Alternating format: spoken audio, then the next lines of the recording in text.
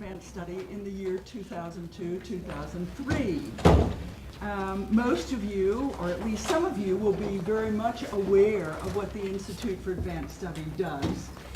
We have a number of programs all hoping to facilitate and encourage faculty research and creative activity.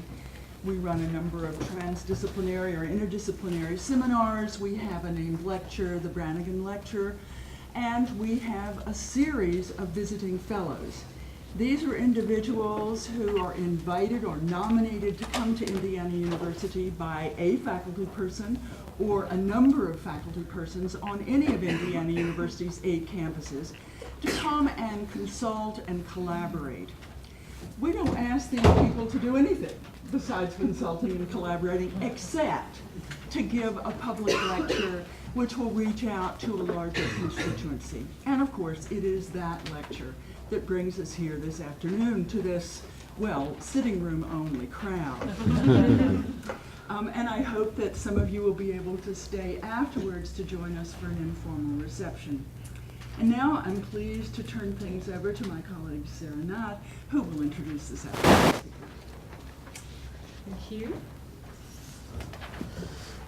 Well, I actually want to share with you a comment from Dr. Samuel Johnson, because I think this is a good intro for you. Men know that women are an overmatch for them, observed Dr. Johnson to James Boswell. They therefore choose the weakest or the most ignorant, he said.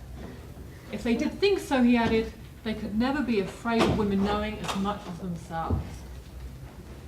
Now, it's Johnson's friendships with clever literary women and with female literary celebrities that really mark the beginning of Norma Clarke's last work, Dr. Johnson's Women.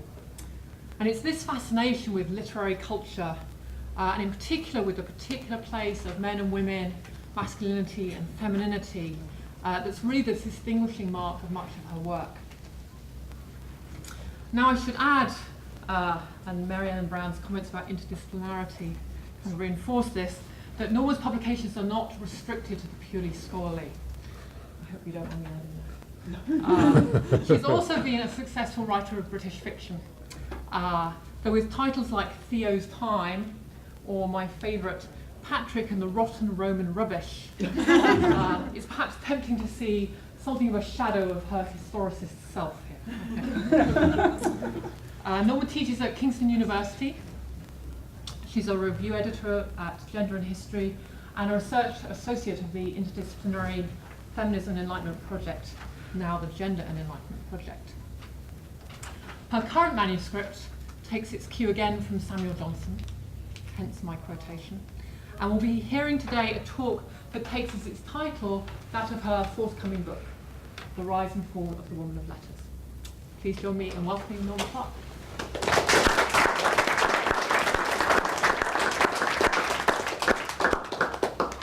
Thank you, Sarah.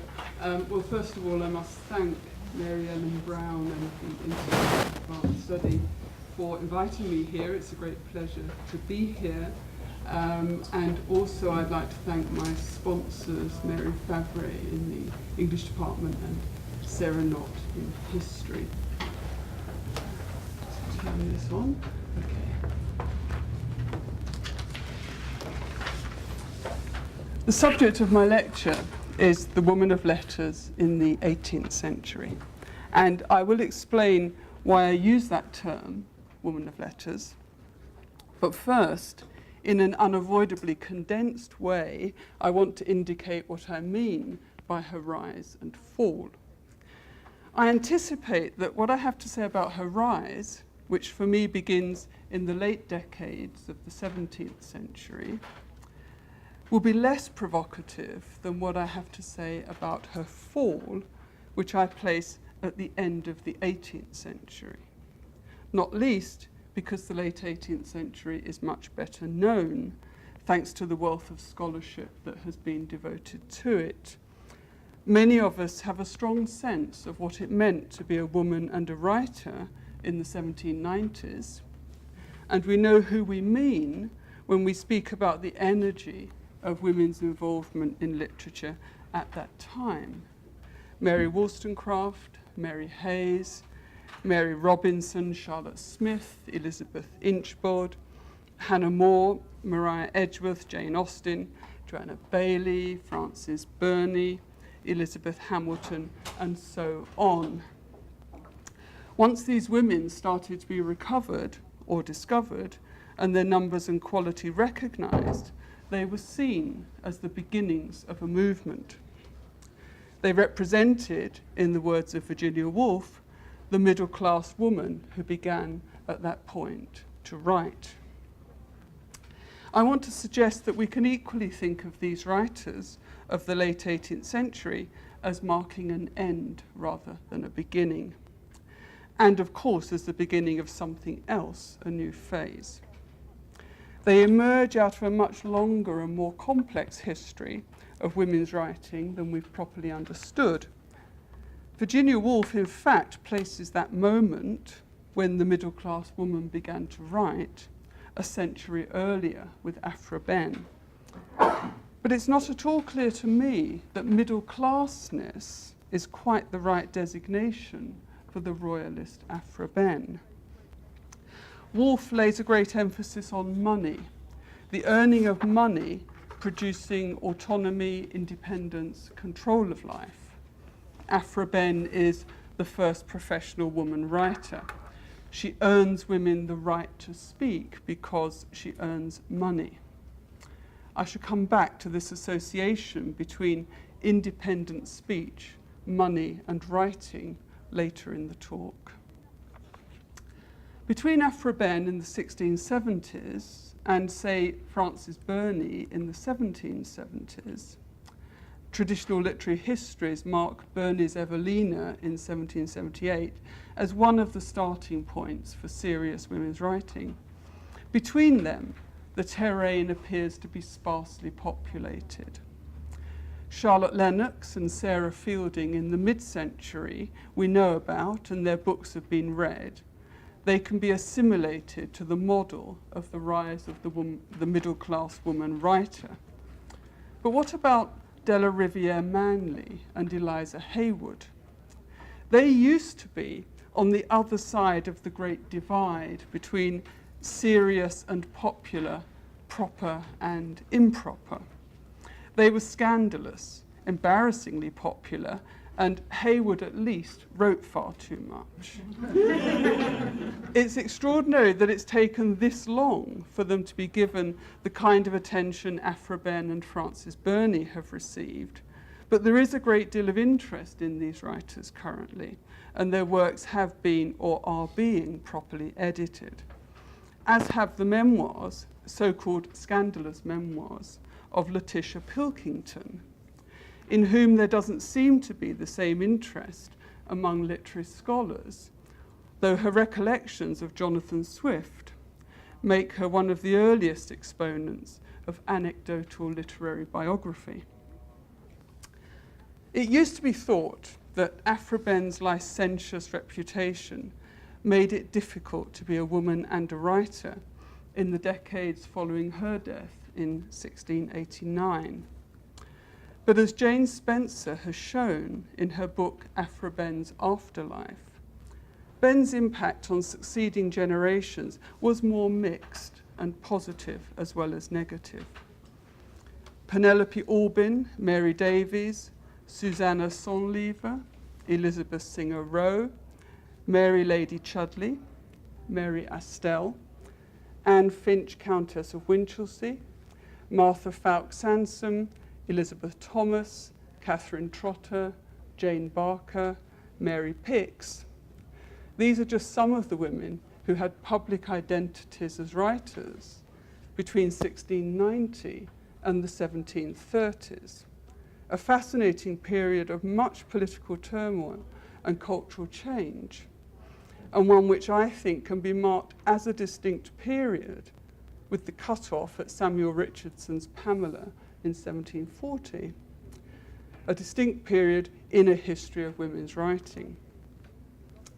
The writings of these and other women in all genres were published, read, admired.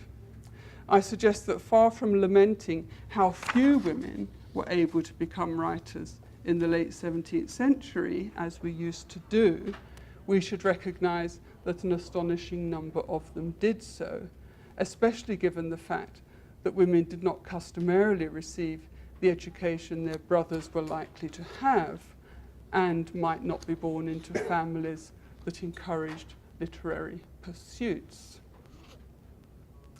If we do recognise that, we might go on to account for it by saying that these individual women were exceptions and that they were notably braver than the rest. They heroically answered the call of the muse, the urge to write, instead of being cowed by social disapproval. That might be convincing if it were not the case that just about every one of the women I have mentioned, those who followed in the path laid out by Aphra Behn, was encouraged, sometimes bathed in encouragement, even adulation, the moment they showed signs of lisping in numbers, as Pope put it. When Elizabeth Singer began sending poems anonymously to the Athenian Mercury in the early 1690s, the editors became fired with enthusiasm. They knew she was a young girl. The combination young girl poetry was a winning combination. It was the kind of thing that sold newspapers in the coffee houses and kept up interest on the country estates. So Philomela, Singer's pen name, signifying the nightingale singing its natural song in the woods, she was a Somerset girl, was made much of. And when Della Riviere Manley, who was already an established figure on the literary scene, produced her stunning political fiction, The New Atlantis, in 1709, which was a sort of primary colours for her time, people were wild to read it. The authorities weren't happy and she was arrested. The book was credited with bringing down the government the following year. Everybody knew about the Atlantis. Pope used it as his example of a book whose interest would never wear out, as long as Atlantis shall be read. And everybody knew about Della Riviere Manley. The New Atlantis is not a quiet and private and diffident and modest kind of women's writing. It isn't hiding itself under the blotter. It's bold and public, flauntingly self-assertive, and publicly effective. This tells us something about Manley. It tells us something about fictional or literary texts and the significance of those who write them, and it tells us something about the culture of the time and the place of women writers in it. I'll return to Della Riviere Manley later. She epitomizes the woman of letters of the late 17th and early 18th century. Well, why use this term woman of letters rather than woman writer or female author, both of which I also use? For several reasons. One is that it emphasizes the public nature of the activity. Letters is the old capacious term for literature. In the humanist tradition, drawing on classical models, letters carried the meanings of philosophy, history, ethics, science, political reflection, and all kinds of humane thought between one community of reading and writing folk and the next. The letter, in this sense, was itself a public document rather than a private communication. But in a more immediate and simpler sense, I favour this term because it opens up discussion to include all the different genres. As has begun to be recognised, one of the problems of critical writing about 18th century women writers has been an overemphasis on novelists and novel writing. There has been a mistaken assumption that poetry, as the higher art form, was somehow off limits to women. Our own insistence that women be seen as domestic, writing domestic fiction and living domestic lives, and the failure to recognise the significance for women of the argument for a vernacular tradition in poetry as against the older classical models, an argument that went on growing in strength throughout the 18th century, has left us without a way of understanding the importance to women of the literary tradition and the acceptance by men of women's place in that tradition. The idea of English literature as it came to be formulated in the late 17th century did not include prose fiction. As we know, the novel was an emergent genre at that time. Poetry was indeed placed at the top of the hierarchy of genres, but women poets were included. Abraham Cooley celebrated Catherine Phillips, the matchless Orinda. Dryden eulogized Anne Killigrew. Everybody was dazzled by Aphra Behn, the divine Astrea. Yes, the novel was the new and exciting form in the early 18th century. It reached out to new audiences, but these weren't necessarily audiences that those who felt they possessed English literature wanted to reach out to. And no, women didn't start writing novels because they weren't allowed to write anything else. In the theatre, in the London season of 1696, 3 women dominated, producing 5 new plays between them: Catherine Trotter, Mary Picks, and Della Riviere Manley. The woman of letters was a woman writer operating inside an evolving tradition of English literature, with some degree of consciousness, high in some, less high in others, of what it was she aspired to belong to. The models inevitably were male. Women writers wanted to be Pope or Dryden. They didn't, on the whole, want to be Della Riviere Manley, or if they did, they didn't say so. Why women didn't espouse other women as role models is a fascinating and complicated question, and it raises a large doubt in my mind about how far women writers really do, as Virginia Woolf claimed, think through our mothers. I have found very little evidence of 18th century women writers cherishing a female tradition, a literature of their own, however much they might deal in feminist polemic or argue for women's rights in a general sense, or use their writings to protest about the sexual double standard, as so many do. As far as literature was concerned, it was a boys' club they wanted to join, and attacking other women, women who weren't writers and women who were, could be a helpful way in.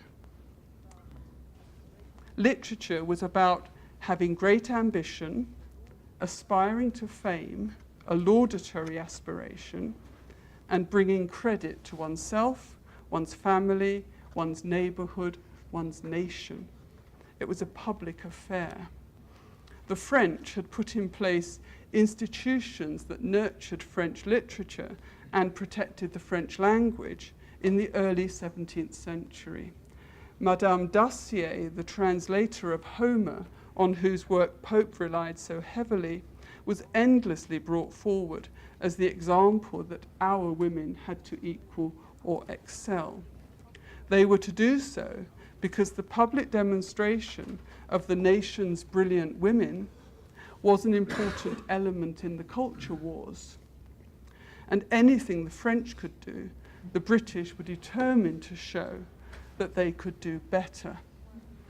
In this bragging, swaggering, jingoistic, and rather obnoxious, aggressive literary culture of the early 18th century, joining the boys' club meant being politically partisan, and it meant being in the pay of or under the protection of one or other group of powerful aristocrats. Like the land, English literature belonged to the great families in the land. Its location was the court, up until the Hanoverians, who came in 1714 and weren't terribly interested in it. They preferred music, especially the rather vulgar Italian opera. So its location was the court and the great country houses. Literary interest and political interest were one. For the most part, seems to me, questionable at the very least to write about women writers of the early 18th century as if they were standard bearers for middle-class values. In their allegiances, and often in their births, or, to put that another way, in their imagined desired futures and their lost pasts, their identification tended to be with aristocratic modes and aristocratic values. What we have to deal with here is not personal foible, or not only that, but something structural, embedded in, constitutive of, the nature of literary activity at the time.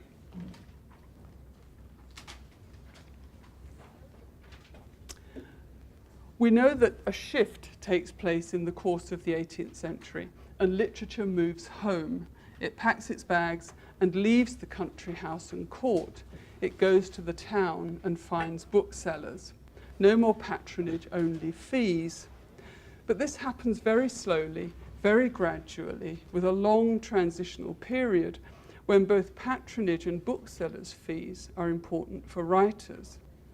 For women, I suggest, it happens more slowly still, and in ways that have barely begun to be explored. Sarah Fielding and Charlotte Lennox, whom I mentioned earlier as writers who could be assimilated to the model of the middle-class woman beginning to write, were both, in fact, nostalgic for an older aristocratic world in which the writer had an assured place among the social elite. Both were caught in a low place on the hierarchy, writing for bread and pay, when everything in them yearned to be high, possibly not writing at all, but if so, for an elite and chosen group, as leisure, not work, and certainly not for pay. We shouldn't be surprised at this. Genius assumed some of the prerogatives of the ruling class. Like the aristocracy at large, the genius was a superior being, one of the chosen few, born to rule in the realm of taste, as the aristocracy was born to own and rule the land. The idea of the genius as a mad, distracted individual cut off from society came later. A lot of 18th century contempt for booksellers and hacks, the language of Grub Street, arises from the disdain writers feel at having to deal with the market at all, at being made to be, in fact, middle class rather than aristocratic. That is to say, forced to think about money instead of birth, being read by people they probably wouldn't want to speak to. The mark of genius, as the mark of the aristocrat, was to be above such dealings. How writers wrote or spoke about money was heavily inflected with these considerations. There could be no pride in professional earnings in a literary culture that aspired to aristocratic mores. It was better to be the recipient of a reward or a gift from a highly placed person, someone of rank, than write for earnings from one lower placed, a lowly vulgar bookseller. If you read the prefaces to Charlotte Smith's novels in the 1780s and 1790s and some of her letters, you'll find a good example of this disdain for the lowly, vulgar, dirty bookseller class. And these attitudes may be found as far down the class spectrum as you care to go. Indeed, the lower you go, the more you're likely to find it. For example, in Mary Leepaw, the Northamptonshire gardener's daughter in the 1730s, to Anne Yearsley, the milkwoman in the 1780s. I don't think it changes in any significant way until the 1780s, And when it does, the drive issues from a political social nexus, from indignation at the double standard, at women's social and economic oppression and lack of political rights, from the pressure of democratic ideas and an expanded commercial press, rather than from changes in the way English literature and women's place in that is viewed. Ideas about literary merit, genius, how the products of the imagination were evaluated, how new writers related to their inheritance, all these aspects of literary development still followed aristocratic and elite modes. The notion of the chosen few was absolutely integral to English literature and perhaps still is. But the eroding of this, for women specifically, at the end of the 18th century, quite rapidly and emphatically in the 1790s, is what I mean by the fall of the woman of letters. After about the 1790s, women could be writers, which they were in abundance, but the chosen few became gendered. Only men could be men of letters.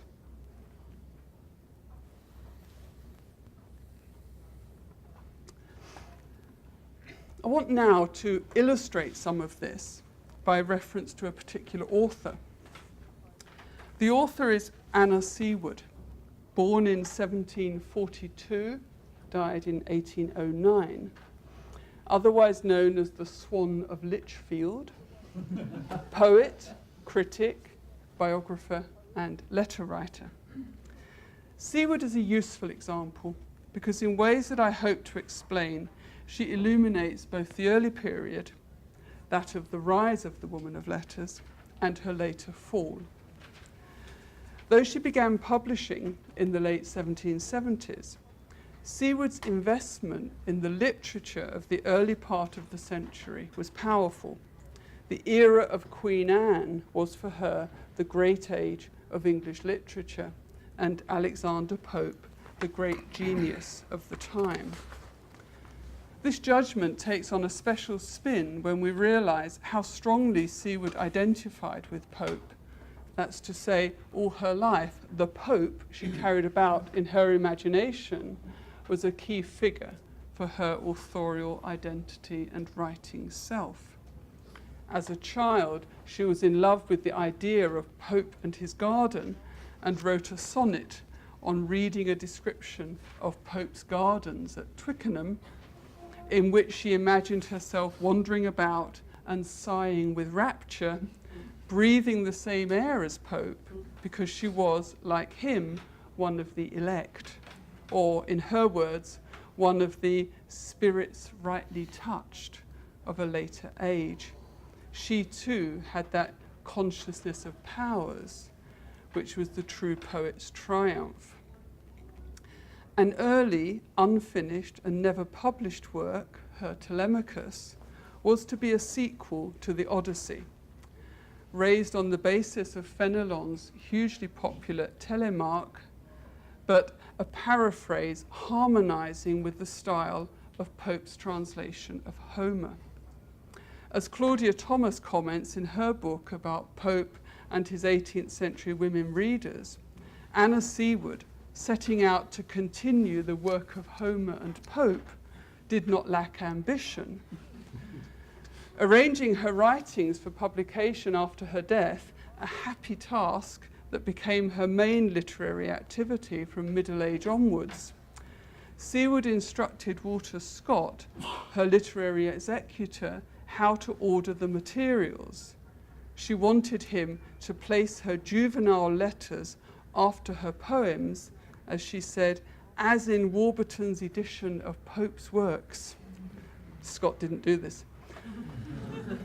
A more recent editor, Roger Lonsdale, whose Oxford edition of 18th century women poets has been such an important resource for all of us who work in this field, concluded his biographical account of Seawood in that collection with the following carefully chosen words.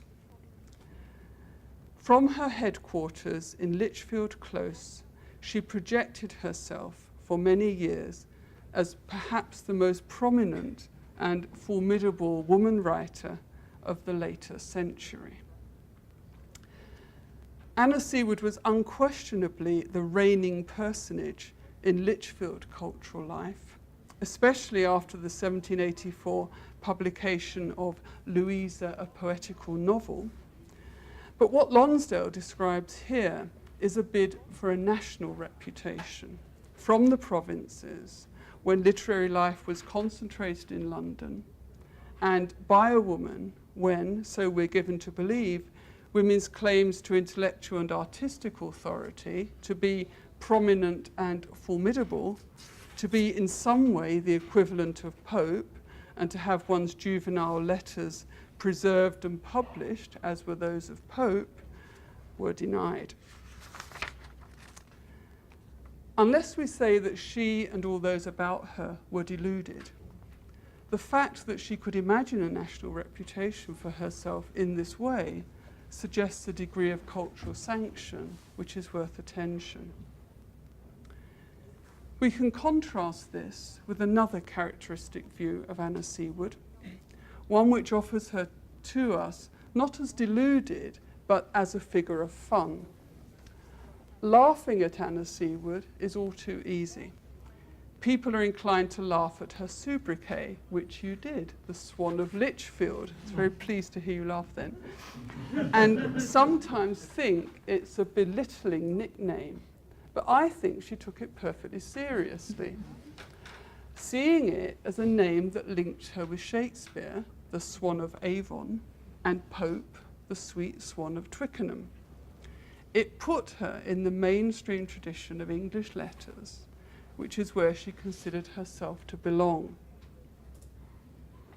However, what that sobriquet, the Swan of Lichfield, suggested by the end of the 19th century, when E.V. Lucas wrote about Seawood, was not the mainstream, but some feminized minor strand. It suggested the ridiculous pretensions of ladies splashing about in the tributary streams of literature and thinking themselves important.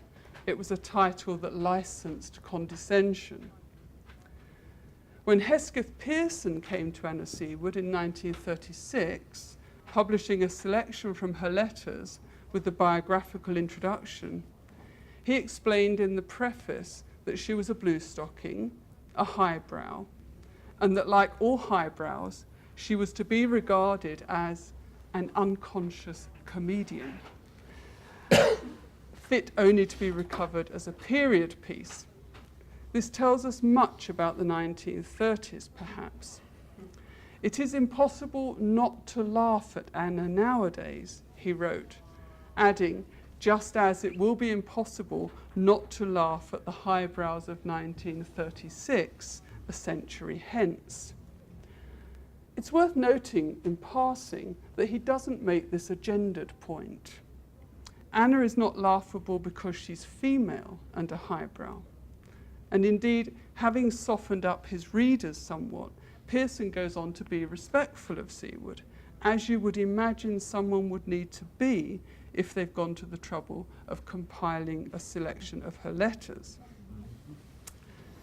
The question about Anna Seawood, is she formidable or laughable, opens up a wider inquiry into the woman of letters in the 18th century. Unlike Pearson, I do put a gendered spin on it.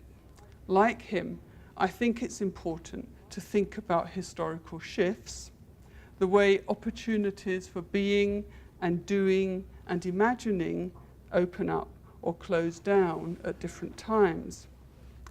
Rather than confine the question to personality, what kind of person was Anna Seawood, or aesthetic evaluation, what quality of work did she produce, I have found it useful to think about her in terms of the social role that was available to a young woman of imagination, literary talent, and ambition in the second half of the 18th century.